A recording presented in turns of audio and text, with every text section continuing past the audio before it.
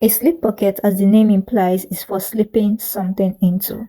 This is the most basic and handy pocket you can make. This pocket can be constructed with one pattern like we are doing today, or two pattern pieces depending on where it will be used. A slip pocket can either be one or two slips like this particular one, three or more. This right here is the fabric piece for my slip pocket. And on the back, I added a woven interfacing. This is a light woven interfacing, and I left it out of my seam allowance in order to reduce bulk. But you can choose to interface the whole fabric if that is what you want. Now the size of the slip pocket depends on you. It depends on the bag you're working on or what is in the pattern you're working on. So what I'm going to do first is that I am going to fold my slip pockets into half like so.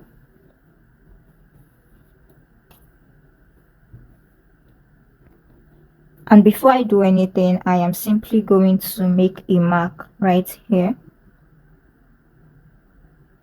This mark will serve as a guide for me later. Then I am going to go ahead and pin my slip pockets.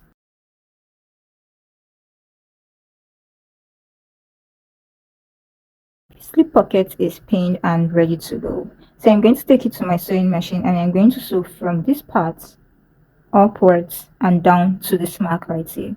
And I'm going to continue sewing from here down to this part. So we are going to have an opening right here so that we will turn our slip pocket to the right side when we are done. I'm done sewing my slip pockets and I am going to trim the edges of, or the corners rather. I am going to trim the corners.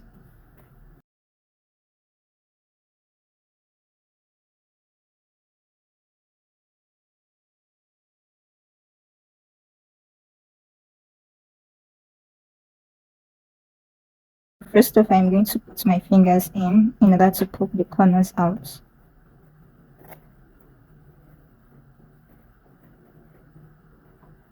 Then I'm going to bring a pointy tool in order to poke the corners out more.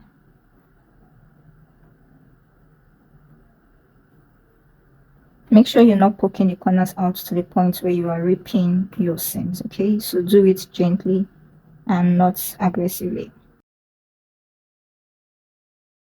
Is what we have right now. Now I am going to press my slip pockets.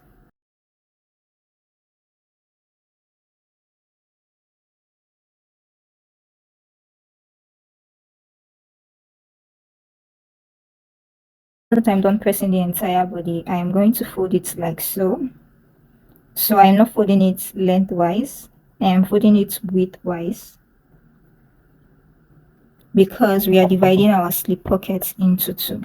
So this mark is going to be like a guide. So when I take it to the lining, I have my lining here. Now I am going to pin my opening.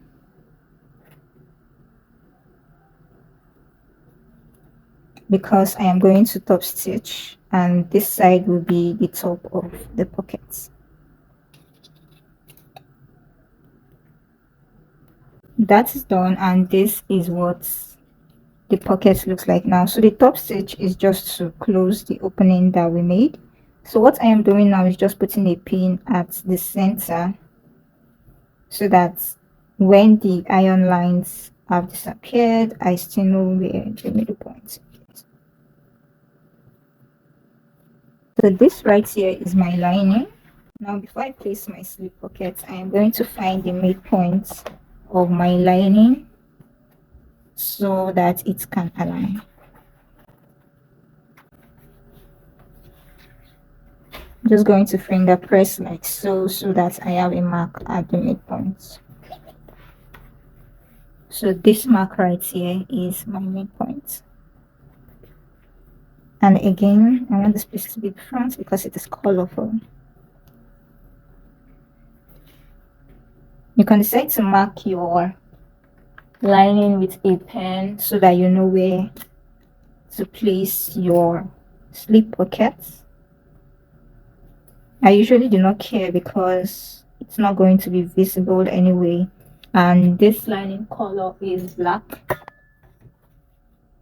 I can even barely see what I have marked, so I'm no bother.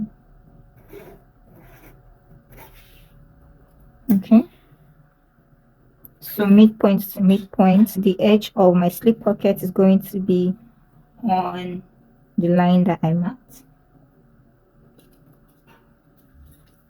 and I'm going to pin everything in place.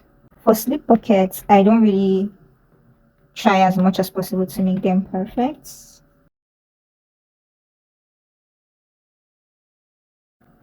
So guys, I am at the sewing machine and it's time for us to sew our slip pocket to the lining. So first off, I am going to sew down a couple of stitches. So the way I am sewing, the edge of the presser foot is aligning with the edge of the slip pocket. So that's going to be my guide. So I'm not working with a particular seam allowance. That is just going to be my guide. So first off, I am going to sew a couple of stitches.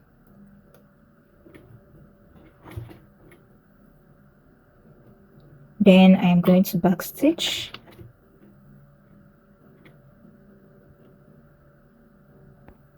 So with my presser foot still down, my needle rather, with my needle still down, I'm going to lift up my presser foot and I'm going to turn my lining piece like so, and I'm going to sew a couple of stitches again this way just to keep the lining intact.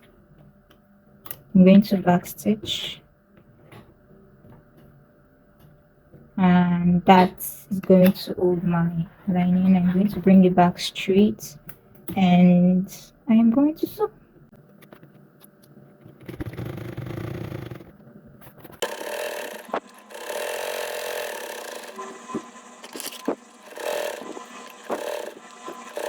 So now I am going to sew back stitch a couple of times,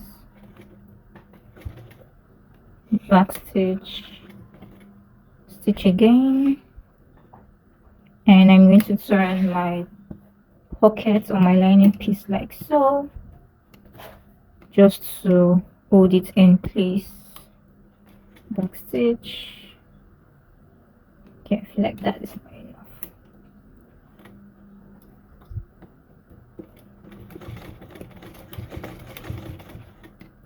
Just to hold my pockets so that it doesn't rip off during use.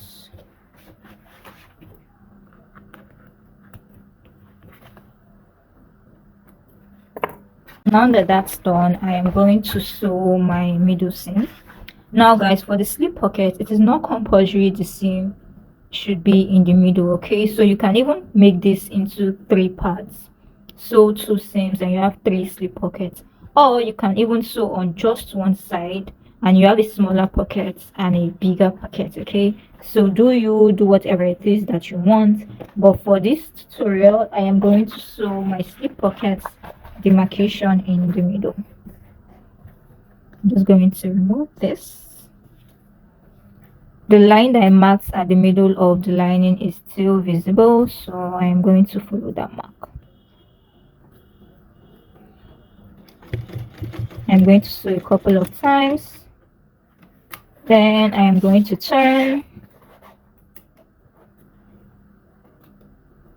I am going to sew, again, back stitch, and I am going to do the same to the other side. The lining is long, so I need to fold it up.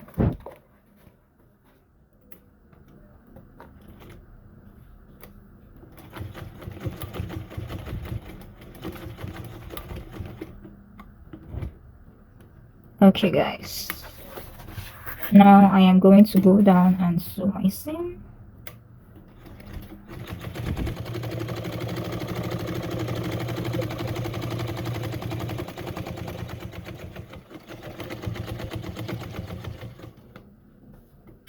It's also not compulsory that you divide your slip pocket. You can decide to leave it at just one if that is what you want, But this is the end of today's tutorial. I hope that this video is explanatory enough and you are confident enough to make your slip pockets. As you can see, my own slip pocket is far from perfect, so guys, do you. It does not have to come out perfect, but do you.